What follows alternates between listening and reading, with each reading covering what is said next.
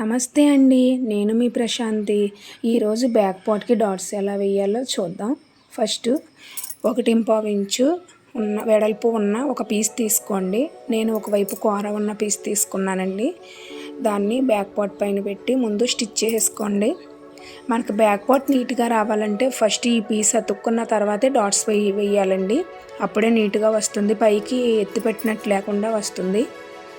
First అయితే joint చేసేసుకుంటున్నాం. ఇలా నీట్గా సమానంగా ఒకే ఖర్చుతో ఈ పీస్ అనేది జాయిన్ చేసుకోవాలండి.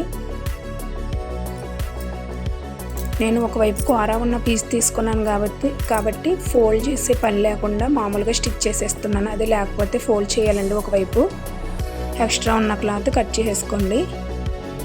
తర్వాత ఈ పీస్ని కొంచెం పక్కకు జరిపి ఆ పీస్ పైన కుట్టు పడేటట్టు ఒక కుట్టు వేసుకోండి. ఖర్చు అనేది పీస్ వైపు ఉండాలి, దారాలు కట్టేం లేకుండా నీట్గా ఉండేలా చూసుకోండి. ఫినిషింగ్ నీట్గా వస్తుంది. ఇలా స్టిచ్ చేసుకోండి. ఆ పీస్ పైన పడాలండి కుట్టు.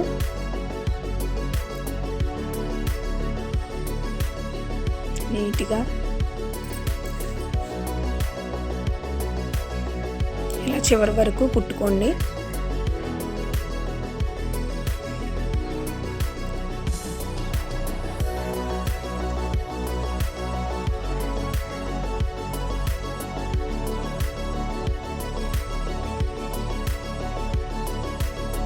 ఇలా కుట్టుకున్న తర్వాత ఎక్స్ట్రా ఉన్న క్లాత్ని కట్ చేసుకుని సకానికి ఫోల్డ్ చేసుకోండి.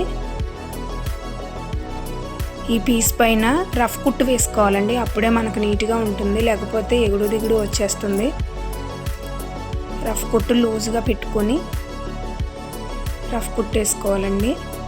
తర్వాత హెమ్మింగ్ చేసుకున్న తర్వాత తిప్పేసుకోవచ్చండి.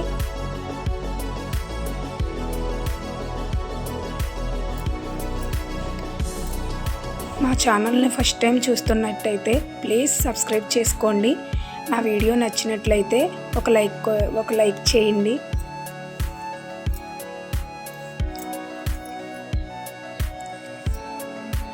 మొత్తం సమానంగా ఫోల్డ్ చేసుకోండి. షోల్డర్ దగ్గర నుంచి పట్టుకుని కింద వరకు సమానంగా షోల్డర్ తిన్నంగా డాట్ వేసుకోవాలండి. మనం అప్పుడే నీట్గా వస్తుంది. మార్క్ చేసుకోండి. రెండు వైపులా మార్క్ చేసుకున్న విధంగా ఇప్పుడు స్టిచ్ చేసుకోవాలి.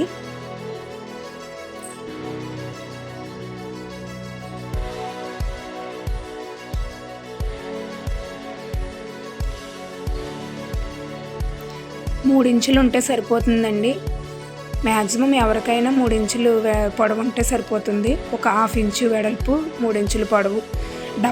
డబల్ స్టిచ్ వేస్తున్నానండి నేను, స్ట్రాంగ్గా ఉంటుందని.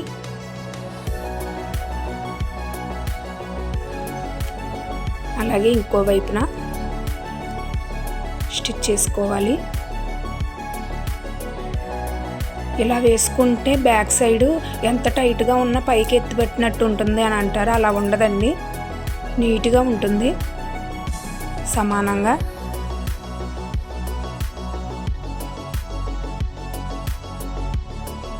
అంతేనండి, చాలా ఈజీ.